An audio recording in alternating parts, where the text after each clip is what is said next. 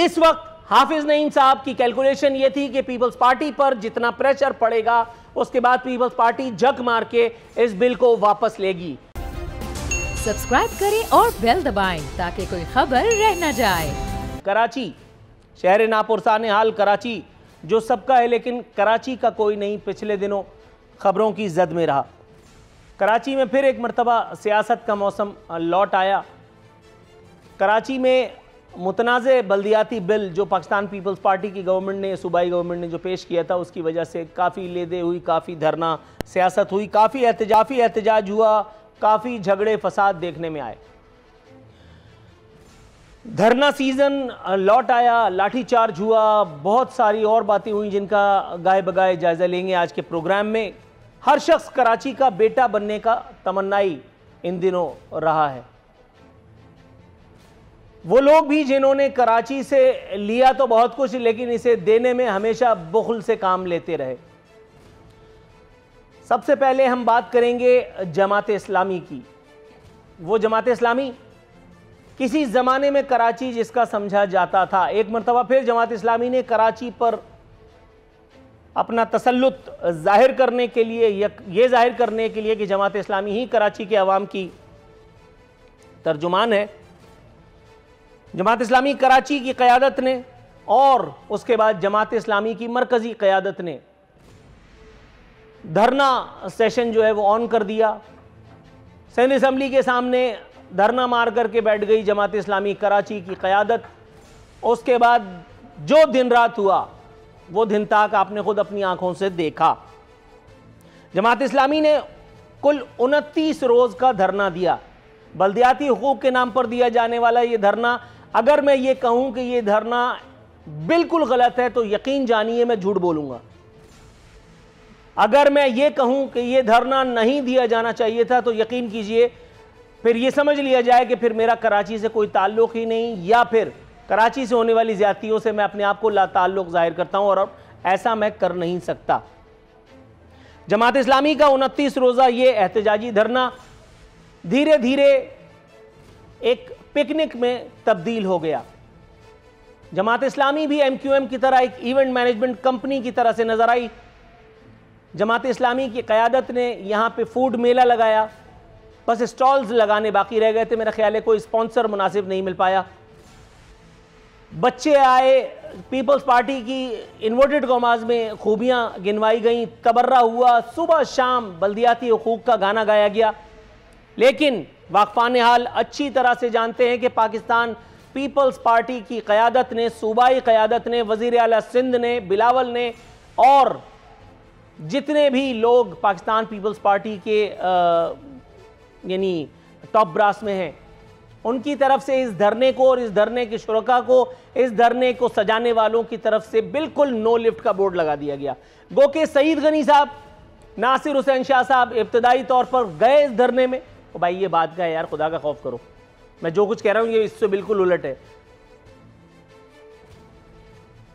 ابتدائی طور پر دھرنے میں بات چیت کی، اداکاری بھی کی گئی، ایک دوسرے سے باہم مشاورت کی تمناؤں کا تبادلہ بھی کیا گیا، لیکن آپ یقین جانیے یہ مکمل طور پر ٹائم پاس سیشن ثابت ہوا۔ واقفان حال ادارہ نور حق کے اندر موجود میری سورسز یہ کنفرم کرتے ہیں، اس ادارے میں جو جماعت اسلامی کا پولیٹیکل ہب ہے، ہیڈ کوارٹر ہے، جیسے ایم کیو ایم کا 90 ہوا کرتا تھا، وہاں موجود انتہائی اہم لوگ یہ بتاتے ہیں۔ آج صبح میری ایک سینئر ترین رکن سے بات ہوئی، جب میں رکن کہہ رہا ہوں تو اسے رکن نہیں سمجھا جائے، سینئر ترین رکن سے جب میری بات ہوئی تو انہوں نے اس بات کو کنفرم کیا کہ حافظ نعیم مس کیلکولیشن کے ذریعے اس دھرنے کو دے کر کے اور پھنس گئے تھے۔ انہوں نے یہ تک کہا کہ نعیم بھائی کی آنکھوں میں آخری دن تک آنسو تھے۔ یہ دھرنا جس طرح سے اچانک کال آف کیا گیا ہے، جماعت اسلامی کراچی کی کابینہ کو، جماعت اسلامی کے کارکنان تک کو اس بات پر شبہ ہے، اور اگر یہ دھرنا کال آف کر دیا گیا تو ایسا پہلی مرتبہ نہیں ہوا۔ ایک مرتبہ پہلے بھی حافظ نعیم کراچی میں گورنر ہاؤس پر انتہائی اہم مدے کو لے کر کے انہوں نے سٹ ان کیا تھا، سٹ ان پروٹیسٹ کیا تھا، اور اس کے بعد پھر اچانک پرسرار طور پر حافظ نعیم نے باوجود بنتے پریشر کے मोहम्मद जुबैर जो उस वक्त गवर्नर थे, गवर्नर हाउस में जो प्रेशर पड़ रहा था, गवर्नमेंट पे जो प्रेशर पड़ रहा था सूबाई गवर्नमेंट पर, उसके बावजूद अचानक बगैर किसी को बताए, बगैर किसी की मुशावरत के हाफिज नईम ने बैक जुम्बिश कलम, न जाने किसके कहने पर, किसकी हिदायत पर, किसके ईमा पर वो धरना कॉल ऑफ कर लिया, और वहां से शक व शुबे का ये सफर शुरू होता है।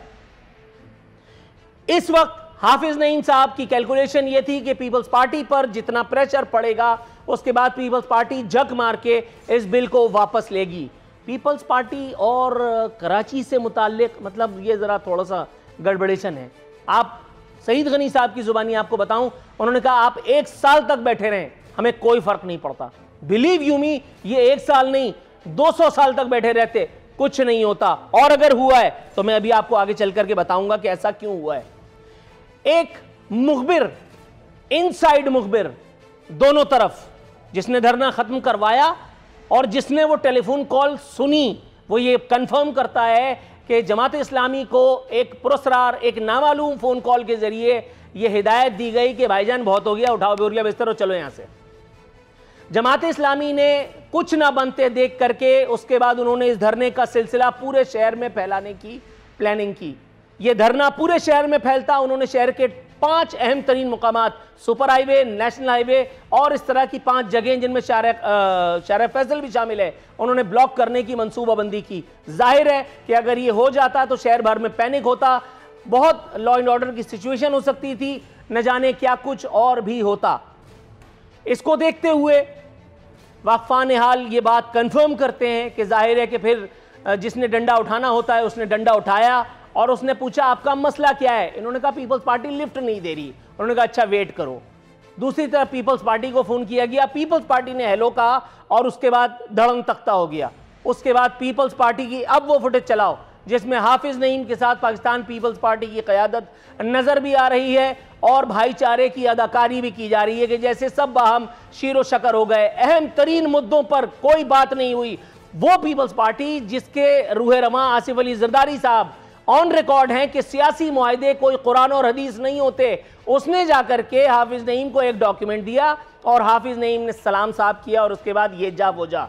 कराची का अगला मेयर बनना इतना आसान नहीं। कराची का बेटा अपने आप को लिखवा करके और इस तरह के सो कॉल्ड धरने दे करके 29 रोज तक पिकनिक मना करके अगर आपको लगता है कि आप भी वसीम अख्तर बन जाएंगे, हजरत ऐसा होगा नहीं, ऐसा होगा नहीं। एमक्यूएम की अब बात की लेते हैं। मेरी फेवरेट इन्वर्टेड कॉमास में पॉलिटिकल पार्टी, जिनको मैं कभी एक आंख नहीं बाया और मुझे जो बिल्कुल पसंद नहीं है, जहर लगते हैं हमेशा से, उस वक्त से जब से ये कराची में लोगों की जिंदगियों और मौत के फैसले करते थे, जब से मैं बसों में धक्के खाता था, जब से इन्होंने मुझे सफ़ा हस्ती से मिटाने की कोशिश की थी। जब मैं एमक्यूएम कह रहा हूं तो फिर एमक्यूएम एक ही है, एमक्यूएम एक ही है। आप उसे लांडी, कोरंगी, नाइजीरिया, स्विट्जरलैंड कुछ भी कहिए, एमक्यूएम एक ही है और ये सबको पता है। एमक्यूएम भला क्यों पीछे रहती? वो एमक्यूएम जो अपने आप को पजामा पहन करके कराची वालों का असल वारिस बताती है, वो एमक्यूएम जिसने 30 साल तक इक़्तिदार का झूला झूला, जिसका एक आदमी का मतलब एक आदमी मैं मिसाल दे रहा हूं जिसमें ऐसे ऐसे अनमोल रतन मौजूद हैं। एक आदमी जो लालू खेत से ठेलों से भत्ता लेता था, एमएनए तक बना। एक अमरूद वाला बाकायदा सिंध असम्बली में 5 साल तक गया एमपीए बन करके। ये कारनामे सिर्फ मिडिल क्लास मुतवस्सित तबके की क़यादत और इन्वर्टेड कॉमास में हज़रत अल्ताफ़ भाई की दीदा दिलेरी की जरिए ही हो सकता था। ये सब कारनामे इसी रूए ज़मीन पर मैंने और आपने अपनी आंखों से देखे। वही लोग जो 18वीं तरमीम पर इतराते फिरते थे, टाइप कीजिए 18वीं तरमीम, हैदर अब्बास रिजवी से लेकर के खालिद मकबूल तक, खालिद मकबूल से फारूक सत्तार तक, सब इसके खसाइल और फजाइल पर लेक्चर, फसीह बलीग लेक्चर देते नजर आएंगे। और आज वही 18वीं तरमीम के खिलाफ बड़ी बड़ी बुलंदो बांग बातें करते हैं। सब्सक्राइब करें और बेल दबाएं ताकि कोई खबर रह न जाए।